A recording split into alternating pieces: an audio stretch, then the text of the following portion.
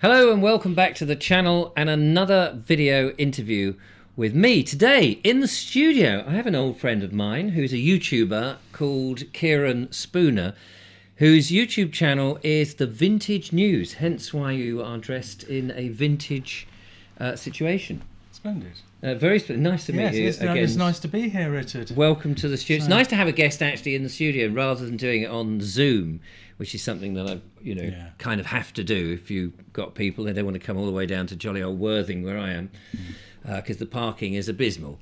Anyway, we are here to talk about big internet versus small internet. Yes. You work within that sort of sphere, don't you? Yes. I mean, I went to college as the IBM PC came out. So I got in at the ground floor. So for me, it's been quite easy to keep up with developments as they've gone on over the years. And to a certain extent, I suppose, really, I ought to apologise to the planet because I'm one of those computer nerds that helped plug them all together. And I think, on balance, that wasn't necessarily a good move. If you hadn't have plugged all those computers together, then this show clearly wouldn't have been a thing. People would have to get it on a DVD or something. Well, yes. Yeah, I mean, our idea, I would, I suppose, group your show into the positive side of content. Right. Thank you for that. So, I appreciate that. Yeah, I mean, you have to ask. Yeah.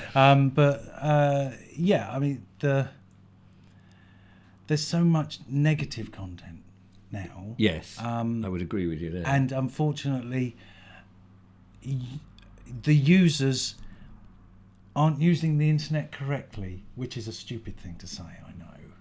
Well, it would be interesting to get your interpretation then on how that means, if they're not using it correctly. Yeah, I mean, the idea of the internet was, when it first started off, it was university campuses, and I guess, I mean, I'm not researched on this, but I guess probably the first department to have a web server on a university campus would be the computer department. Right, that makes sense. And then possibly there would be the physics or maths department would find a use for one. Yes. Sort of like so you'd need to be a bit nerdy or geeky to be able to use it, wouldn't you? I think the early days. Important thing of that process is that it wasn't the university saying, yes, we are going to have a web presence. No. It was people wanting to publish, and they were using this new facility to do so.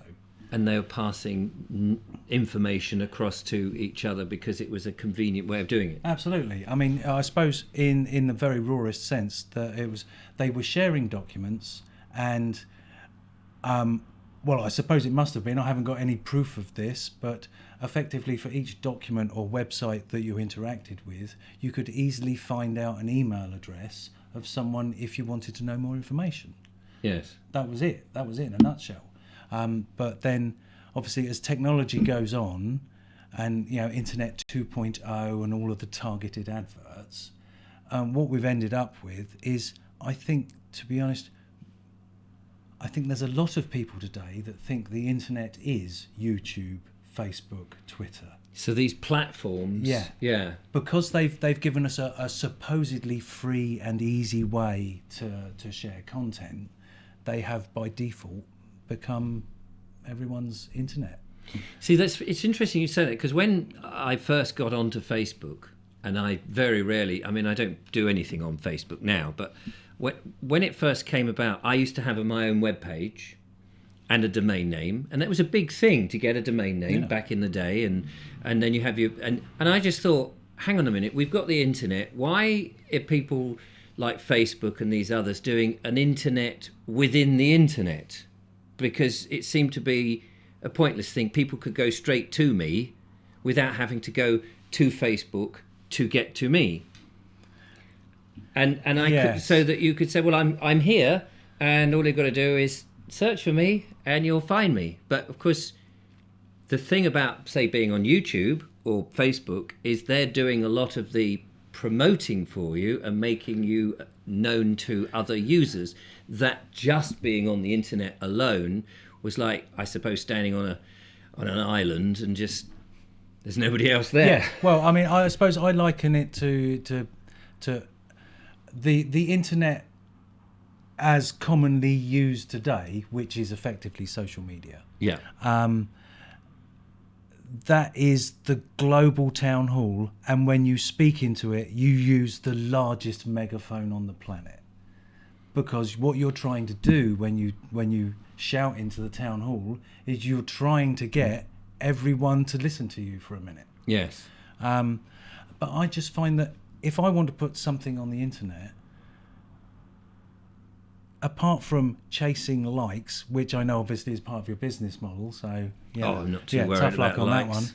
that one. But yeah, it's sort of like, if I'm not chasing that, all I need to know is that the document I have published on the internet is there and will be there, such that if I want to refer anyone to it, I can. Right. But I don't need to shout about it. No, but people are using things as a publicity, aren't they? Because they're trying to get business, and they're using... Yeah. Instead of the old day where you had to print a catalogue and you'd send a catalogue out to prospective customers, these days we've all become our own business, and we're all trying to find... and I don't quite understand why personal people who are not in business, use the internet to sort of go, hey, look at me, I've got the latest this, that and the other. Because what are you gaining from that other than the dopamine hit that people like you and say, I like your new cardigan, it's really nice. Where did you get it?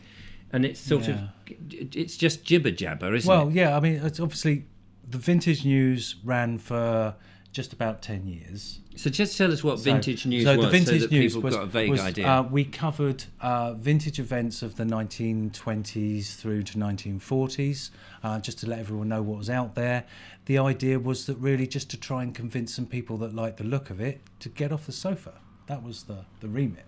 And by doing what, people can't go back in time, but to go No, to events. we would go to current events of a vintage theme. Yeah. And then we would film them with old movie cameras that had digital guts inside, and just kind of generally ham it up as a Pathé newsreel reel. Yes. But then, of course, we actually had this footage and we had to do something with it. Of course. So you put it onto YouTube. Yeah, well, I mean... what was the purpose of that then? To get more work? To be employed? Well, no, or I just was, to share I was all events? caught up in the fact that if everyone liked my video, then that makes me a good person somehow, and that yeah, that is the bit that derails our entire society. It's like, but 1,000 people like this, I must be nice. Yes. So yeah, I think I got caught up in that, and fair enough. But I've realised. Yes, I suppose that's true, because there's some people who just use YouTube, for example, as a platform to share videos with friends and an audience who they don't know. Yeah. So when you see, for me, that's really weird. When people moan that they don't have very many viewers, and it's not a business, it's a hobby, it's like, but when it's a business, it's as my channel is, because it's my living and I spend all day doing it. It's important that you have as many viewers as you like, because you've got adverts top and tail. And you can put them in the middle, and at the moment I'm not putting them in the middle because I don't wish to sort of mess the message up at the moment.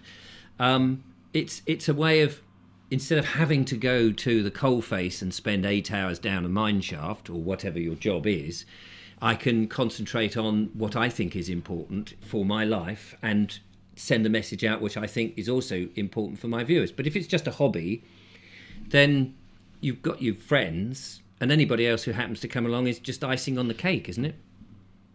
Yeah, I suppose so. I mean, from our perspective, I mean, the original scam idea behind the Vintage News was that if we were to form the Vintage News, we'd be able to visit all of these events and get in for free. Right.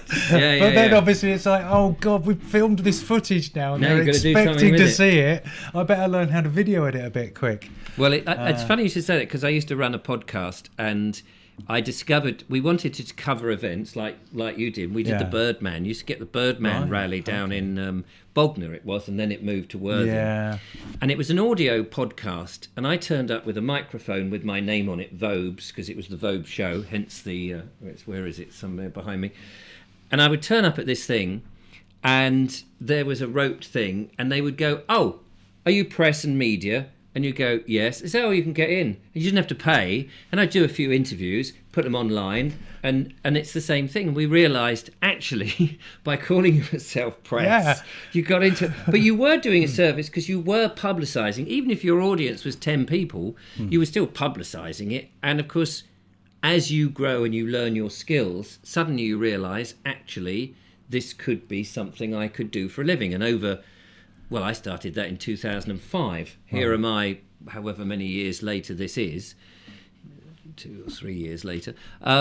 I'm now earning a living from it, and it's, you know, and what we're doing now is actually important work. And you know, you could say I'd like a day off from time to time, but because it's work, I don't. Yeah. But going back, so that's the platform, and that's separated it from just putting it online on an obscure web page that no one would ordinarily find these days. Well, this is the thing. It's sort of like, if you say, right, I've got my piece of video. Oh, no, hang on. I just want to go back a little bit. Yeah. So when we set up the Vintage News, at that time, we had 2 megabits outbound broadband speed. So it was a simple, no-brainer choice that we would have to put the video somewhere like YouTube, and we did choose YouTube. That was pretty much just a default option.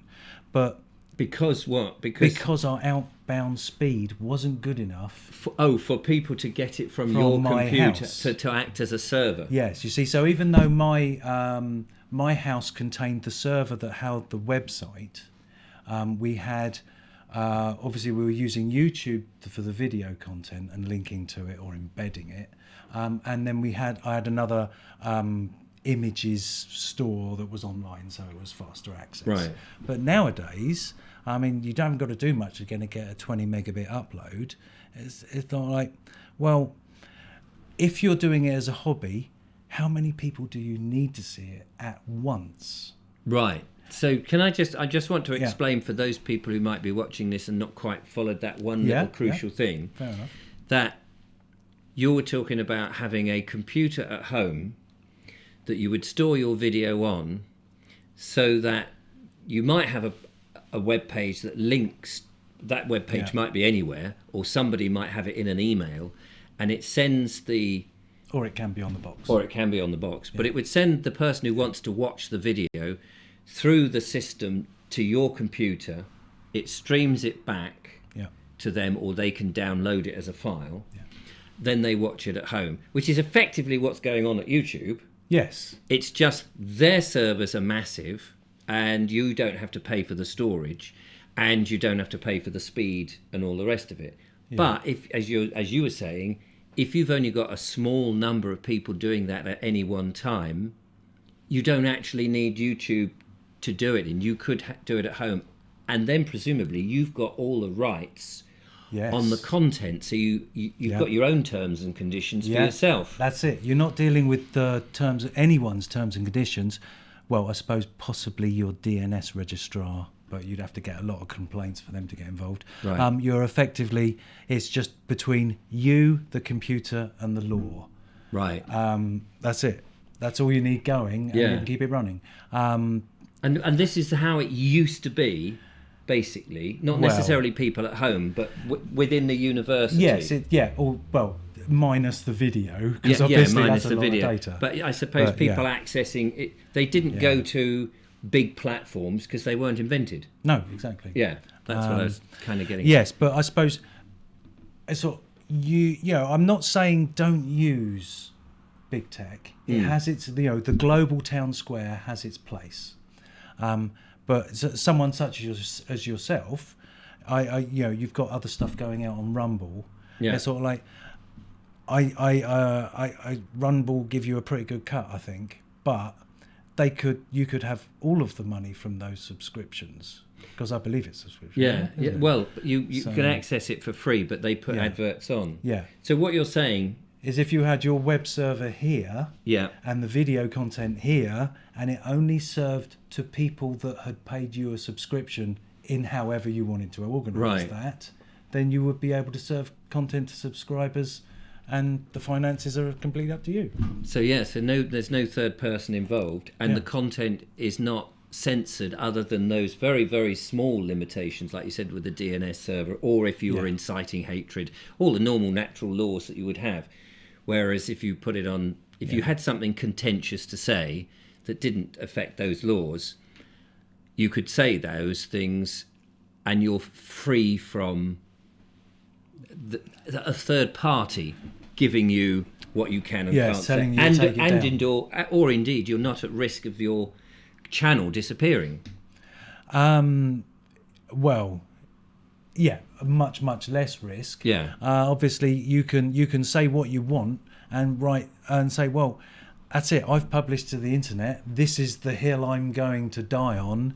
If solicitors start sending me letters and inviting me to court to talk about it, then that's a consideration for a later date. Yes. But you're not going to wake... I mean, assuming you don't have a power cut and things like that, you're not going to wake up and find your channel has vanished. No. In terms of somebody else has just switched it off on a whim, and you have no redress. Yeah. It's that's it. Yeah. It's all my content.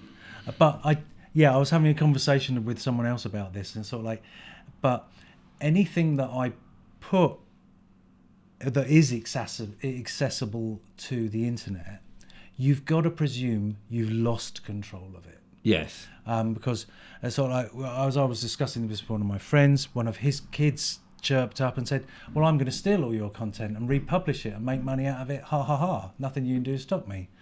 And I thought, well, they've got a point.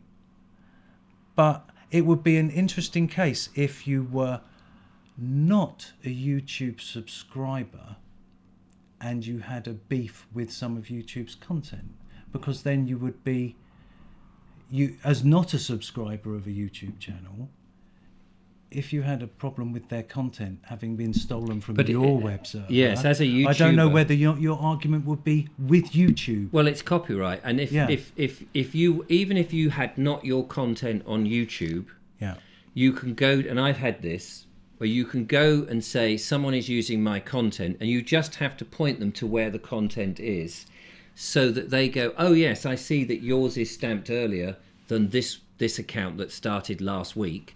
You've been around for, so that your video might have some sort of date on it from 6 weeks ago. But I get the feeling that all of those processes happened from you having an account on that platform to complain from. Well, you'd have to have an account. No, see, if you don't have an account, yes, then I'm just saying YouTube, I don't care which one of your users, YouTube has stolen my content. My argument is with YouTube. Right. It would be an interesting, no doubt, messy, pointless conversation. So I mean, the point of this conversation, so in case people are sort of going, I don't really understand the point of this conversation. The point is, it's like saying there's big internet, like the globalists and corporates and all of that, who seem to dominate. Yes. But individually, we can take, it's another way of sovereignty. Yes, of having your content on your machine, which is in your control. Yes, it isn't being shared, and nobody, like in YouTube, the deal is that if you put a video on and you have adverts on it, you get paid a percentage. Yes, but they're making more money out of it exactly than you are. But they are, for that service, of course, you are getting the marketing, the storage, and the accessibility. But you have to sort of deem, is that what I want, or do I want, because do I want this more in my control? Because it might be very sensitive material, and you want to limit who can see it. Yeah, and things like that. I mean, so it's what you're saying is, well, I don't know what you're saying. Yeah. It's taken me a while to figure this out. That it's okay to shout into the global town square, which is what I like to refer to as social media, in any way you want. What I'm suggesting is that the messages that you put on the global town square, it would be better if they were on your web server and you were linking to it, because then you retain copyright, you can retain control, at least legally. I mean, I know some hacker does something and you don't know where you're going to be, but So, Yeah. so it sounds like a lot of hard work It is. for little reward. So Yes. So that's what I'm trying to get The, to. well, Is, the reward is that I suppose what I hit with the vintage news was that we could go away and we could film something, and then but in the edit process, it's sort of like many times we would need a specific song, which of course we were going to get hit for. right. But it's sort of like, well, Because but that of should have copyright. been the video, Yeah. yeah. So subsequently, the channel could never make any money because yes. we were always using copyrighted background music. Presumably, legally, someone would say, but you couldn't do that anyway, even if it is on your server. Yeah, but I would also say legally, well, if it's on my server, you've got to find it, and if I'm not shouting to the world that it's there, Right. yes, I agree. I have made an infraction, and I may well want to argue about that at some point with someone.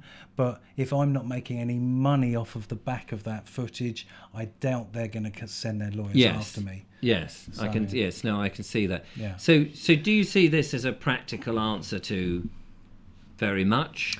Well, no, I I'm not saying it's an answer. It's an approach that we need to be aware of. Right. You can completely ignore it and say, well, for right now, what I want to publish or the way I want to interact with the internet, I'll be aware of that there are these options, but I'm not going to use them for now. But I'm just trying to foster the idea that it is far easier to comply with the law on your own website than it is with YouTube's, Facebook's, all their terms and conditions. I mean, what is it? Google's are now, I think, longer than the War and Peace.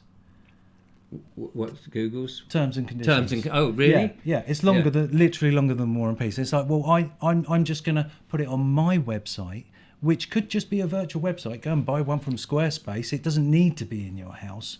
But the reason I have mine in my house is because the more you want to store, they can get expensive. Presumably, you can also add protection from spiders and scams. I mean, I don't know this sort of side of the internet, but Yeah.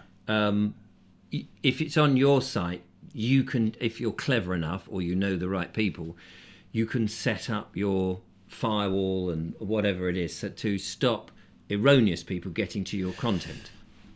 Is that true? You can try. I'm trying to find a useful way so that people watching this and go, say, oh, "Do you know this is a Kieran? really good idea. Yes, it's a really Well, in good actual idea. fact, Is it's this just going to just blow my life up. Yeah. Yeah. I suppose what we're saying is there are these public, very convenient ways of doing things. Yeah. But what if those platforms go down? Well, or are if they fall out of fashion, if they become banned, yeah. what if they decide that your content isn't worth storing on their hard disks anymore? Because there must. I mean, I think with YouTube, there are people opening accounts every day in their millions. Absolutely. And I always have this picture in my mind of some old guy going down this endless corridor of computers, putting in new hard drives, Yeah. and he can't keep up with the amount of new accounts that are being. It's like, bloody hell, I've got to keep running to plug these things in. But eventually, he's got to run out of space, hasn't he? Yeah. Yeah. And I mean, they can't keep, if just taking YouTube, they can't keep everything online forever. They're amassing far too much data to do that. And Yes. of course, as now people are wanting, oh, but I want it in 4K, I want it in 8K. And it's sort of like these data sizes are growing exponentially.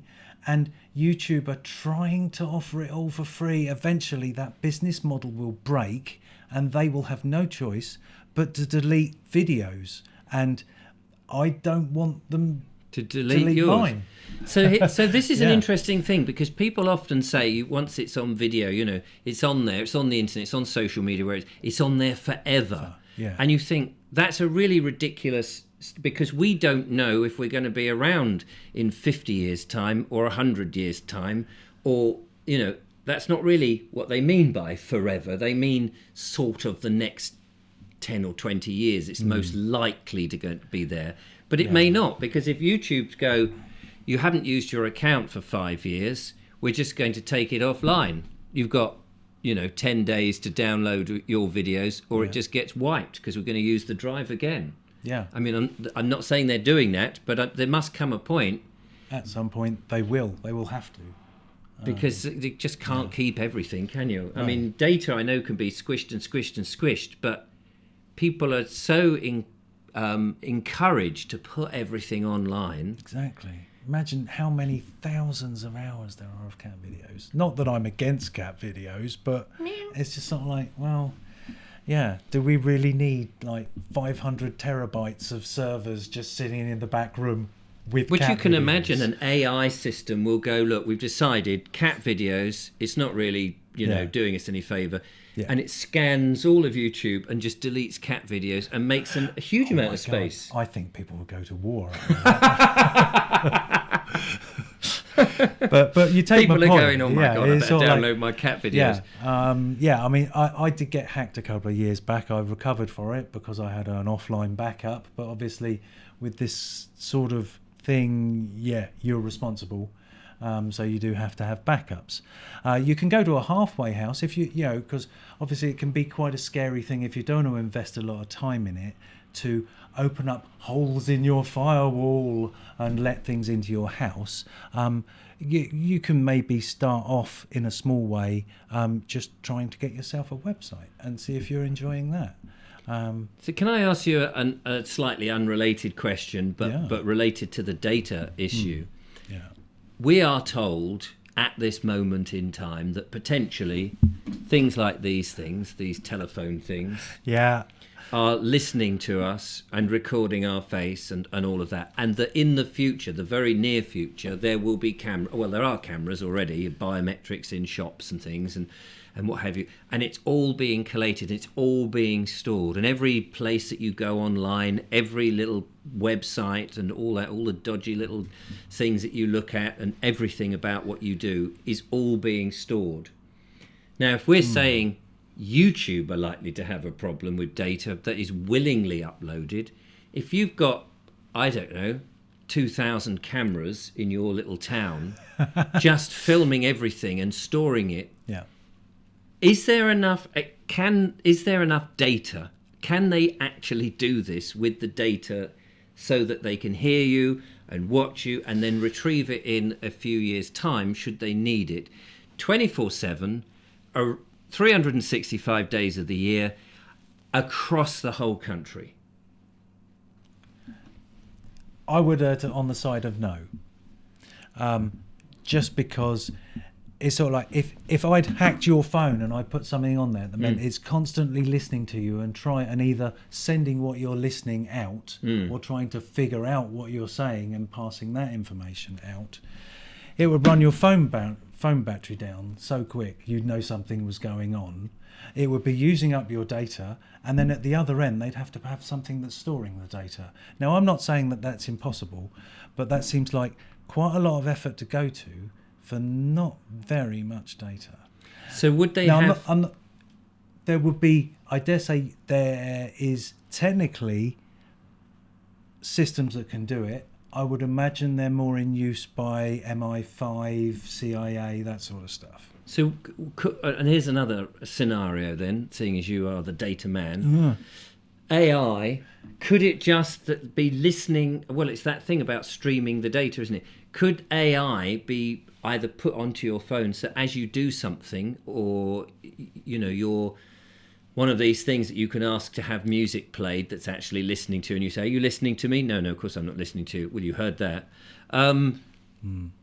Could AI be installed as a little program looking for keywords and going, oh, you said whatever it is, and so therefore we'll send a ping in small amounts of data to a server, and then they go, we've had 10 pings from this person, he's mentioned something, treasonable. Now the king's coming around with the big sledgehammer to whack you on that, or big axe. I mean, the way most of these, because obviously in your phone's got a home, an assistant of some sort built into it, and all the boxes you have around your home you talk to. I don't talk to any of them. Well, no, neither do I. Well, they don't actually listen to me or do anything. Effectively, they listen to one keyword in order for them to activate. Yeah. because they don't want to waste power, data, all of that sort of stuff unless they have to, because it makes the product cheaper at the end of the day. Yes. Sorry, I've gone off on a bit. Where are we going with this? No, well, I was just trying to, with the fear of the surveilling state. Oh, AI and all that. Yeah. Well, I mean, yeah, you've got these ULEZ cameras that can click your number plate, so they must be looking at that. But that's powered, isn't it, permanently? There must be a lot of electricity, but they're only taking a photograph, or they're taking the number and interpreting that into data.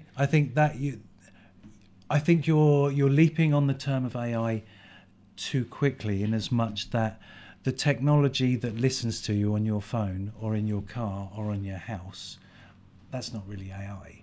Right. Okay. What AI is for is saying, Richard was interested in buying shirts today, and then he went over to that location for a while, and he had a transaction in that shop.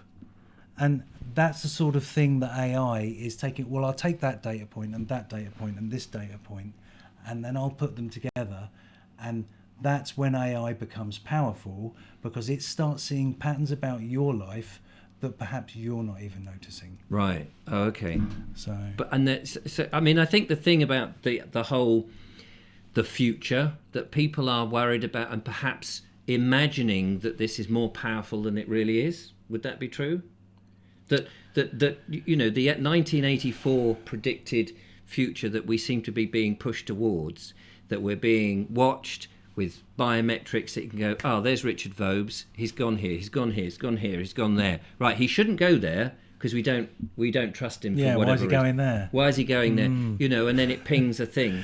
I mean, that's the thing. People are worried that they're being tracked. I mean, we already know that we're being videoed, but some of that video is just not in analog, but it's sort of analog-ish, just recording a length of time, and someone's got to sit through and find it. But with biometrics, it doesn't necessarily need to see everything or record everything. It can just record, surely, a code that's been identified to you, a number, and says you've appeared.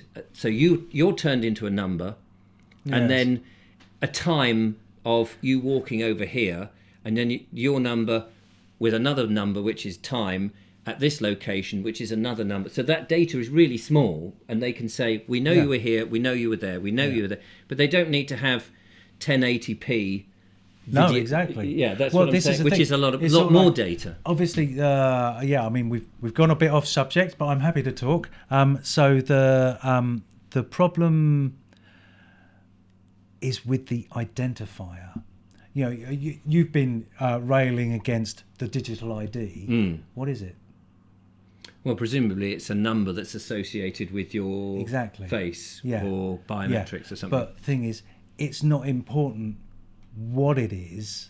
The fact is, once there is a unique identifier for you, then it gets used for your mortgage. Then it gets used for your bank. And it's the correlation of all that. That is why, beautifully, when they designed the national insurance number, they mucked it up. And now you have to use the national insurance number with your name and your date of birth to actually guarantee a unique hit. That's why they can't use it, but they've tried it before. Oh, right. So, and as you saw, what is it today, your output or someone else's output, where it's looking as though the digital ID is moving into the private sector, because obviously, why would the government pass anything that the private sector is not already made up, ready to make a profit from?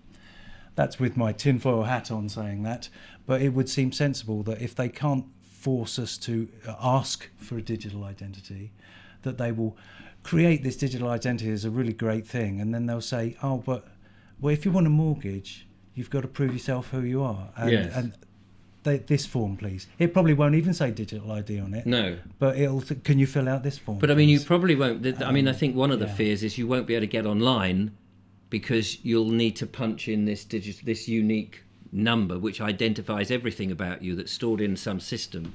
You won't be able to get online even to do that, or to go to your bank or to buy anything until you've punched it online. And then that's why if you buy, say, into things like Bitcoin, it's all very well, it's online, but if you decide you don't want to have a digital ID, you can't get online to do anything, and that would be a worry. And because your digital ID can then be tagged to a social credit, they can decide, actually, today you can't access your Bitcoin or your central bank digital currency because you've been a bad boy because you said something on a social media site which we did not like. Yeah, it's possible. Thanks. But again, I mean, if you're publishing on your website, yes, how are they going to find it? So we've got to round this up now. Yeah. So could you then, having gone all the way around the houses and talk about all of this, if you had, say, a financial system on your, like a Bitcoin on your computer that you log in, you'd still need to get to the internet, wouldn't you? Yeah, that's it. It's a complicated No. issue. While I was thinking about, I was thinking of your use case in particular. Yeah. And I was thinking, well, if he had a server in his house, then he could serve all the stuff without any adverts or anything at all. Yeah. But then how would the people pay for it? So they'd have a subscription. So they'd have a subscription, which could be them sending you a sovereign in an envelope through the post. How you organise that payment is up to you. Yes. But you are the gatekeeper of that server. However someone appeases you that they can get access to the data on it is up to you. Well, it's a very interesting concept. And if things go the wrong way and that we all have to end up back, with a money system that is like that we need to send a gold sovereign so that I can access whatever it is, it might be that people have to take control. Again, it's that business of taking control, taking responsibility for themselves and not necessarily relying on all these very lovely, gleaming, shining services where there's a vested interest in it. Be interested in your comments, ladies and gentlemen. I hope you sort of followed the meanderings of us. Sorry about that. But this is the thing. I think people will be having conversations like this, especially, in computer worlds and things like that, in which how do we become more responsible for our own stuff? Again, like we used to in the analog way, if you took a photograph, it was on one roll of film, it was on a piece of paper, it was a unique thing. Yeah. And in order to show it to somebody, they actually had to come around your house and have a look in your album. And we've kind of given our data away, yes, by everything being very easy to copy and manipulate and all of that. So it's been I hope it's been a fascinating conversation. Yes. Oh well. Thank you, Kieren. I dare say you'll be able to make something out of this. I bet it'll end about 3 minutes long. No, it'll go out whatever length it is. This is it. So right. I hope people have followed it. It'd be interesting to see the view. Kieren, thank you for coming around. Oh, thank you very much. We're going to have another cup of tea. Yeah. At least I don't have to make this damn video now. No, that's true. And I just upload it from here. So thank you for watching. Thank you, Kieren. Join me again on another exciting interview coming up very soon. Bye-bye.